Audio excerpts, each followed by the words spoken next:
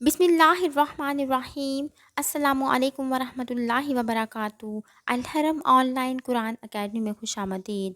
3 गुनाह माफ़ नहीं होंगे।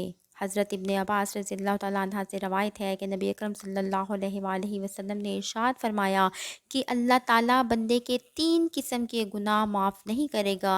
इन गुनाहों के अलावा जिस कदर गुनाह होंगे उनको माफ़ कर देगा, लेकिन इन 3 गुनाहों को कभी माफ़ नहीं करेगा। नंबर 1, अल्लाह ताला के साथ किसी को शरीक ठहराना। नंबर 2, जादू करना या करवाना। नंबर 3, अपने मुसलमान भाई के साथ हसद करना। यानी अगर कोई आदमी इन गुनाहों से तौबा किए बगैर मर जाता है तो उसे माफ़ नहीं किया जाएगा।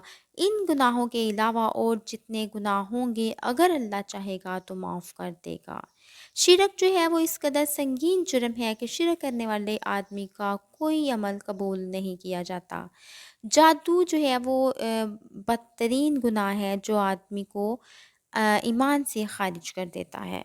हसद एक ऐसा जहरीला गुनाह है जो आदमी की साल हर साल की तमाम नमाज़ें, तिलावत, सदक़ात और दीगर इबादत एक लम्हे में बर्बाद कर देता है। लिहाजा इन गुनाहों से बचने का एहतमाम किया जाए।